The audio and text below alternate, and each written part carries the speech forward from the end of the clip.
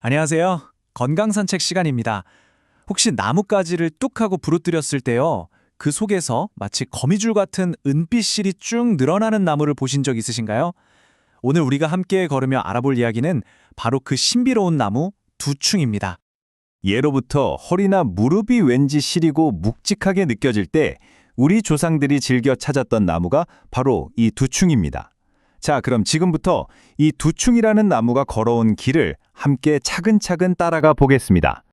우선 그 이름부터 한번 살펴볼까요? 두층. 어딘가 익숙하면서도 또 한편으로는 조금 낯설게 들리는 이름인데요. 과연 어떤 뜻이 담겨 있을까요? 아주 오래된 의학책이죠. 본초 강목을 보면 재미있는 이야기가 나옵니다.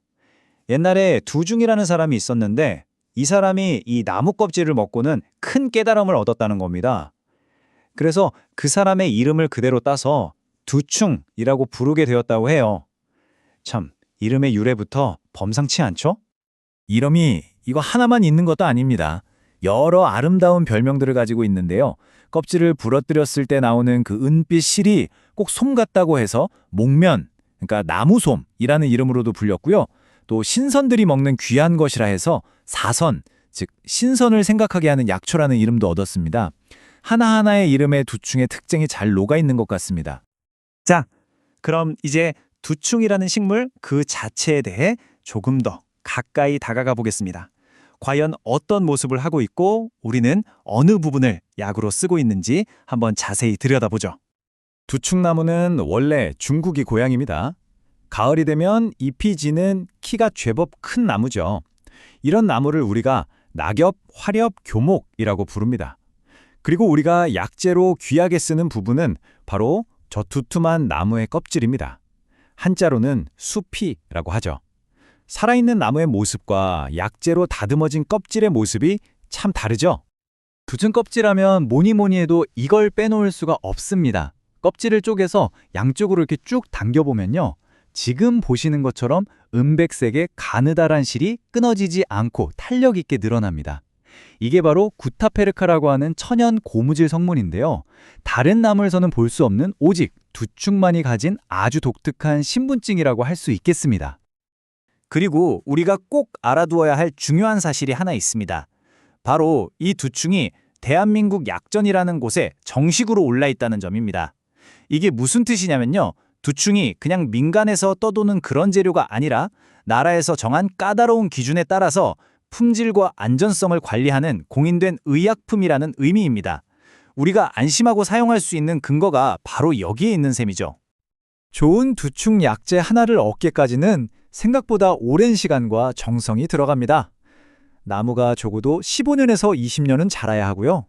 또 나무의 물이 가장 활발하게 오르는 늦봄에서 초여름, 바로 그때 껍질을 벗겨야 합니다.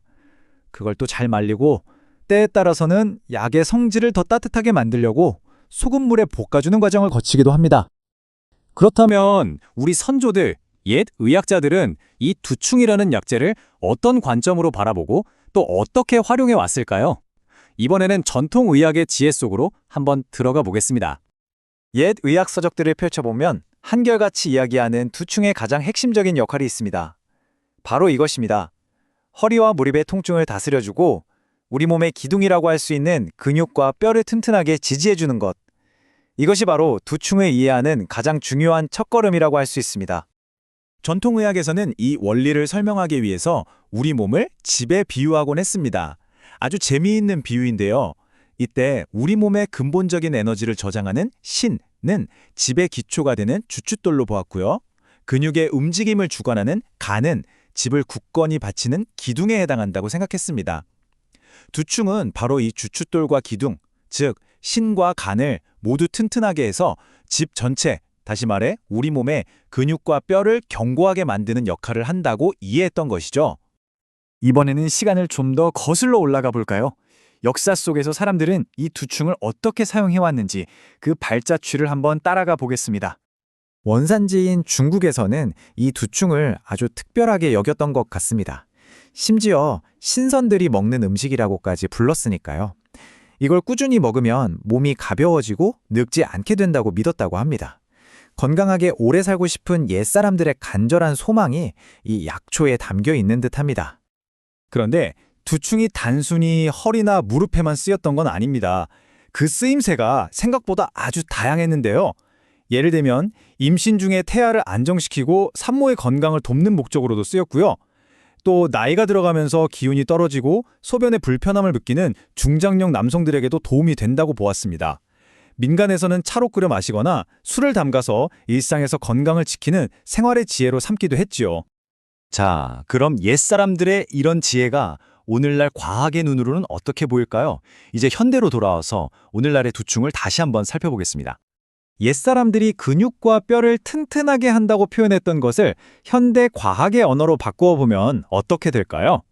최근에 여러 연구들은 두충에 들어있는 성분들이 우리 몸의 염증을 줄여주거나 혈압을 조절하거나 또 노화를 막는 항산화 효과를 내는 등의 가능성에 주목하고 있습니다. 또 피부나 연골 건강에 중요한 콜라겐 합성을 도와줄 수 있다는 점도 흥미로운 연구 분야 중 하나입니다. 그리고 흥미로운 점은요, 요즘에는 껍질뿐만 아니라 두충의 잎에도 많은 관심을 갖고 있다는 겁니다. 연구를 해보니 이 잎에도 아주 유용한 활성 성분들이 풍부하다는 것이 밝혀졌기 때문이죠. 우리 몸의 면역력과 관련된 다당류라던가 항산화 작용을 하는 플라보노이드, 클로로겐산 같은 성분들이 바로 그것입니다. 앞으로 이 잎의 활용에 대한 연구도 활발하게 진행될 것으로 보입니다. 자, 이제 거의 다 왔습니다. 마지막으로 우리가 이 두충을 지혜롭게 활용하기 위해서 반드시 기억해야 할 점들을 한번 짚어보겠습니다. 언제나 몸과 마음의 균형을 생각하는 것이 중요합니다.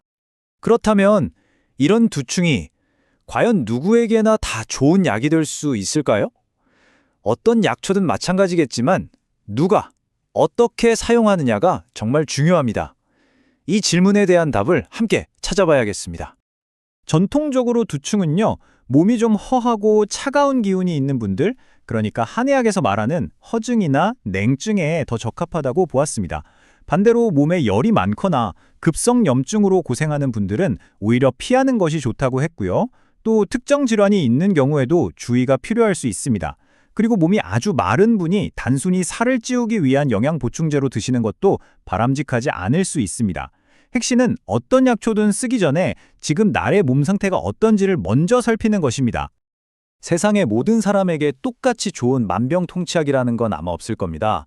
약초가 가진 지혜를 빌리는 것도 물론 중요하지만 그보다 앞서서 지금 내 몸이 어떤 상태인지, 내 몸이 무엇을 원하는지 귀 기울여보는 노력, 그것이야말로 건강으로 가는 가장 바르고 안전한 첫걸음이 아닐까 그렇게 생각해 봅니다.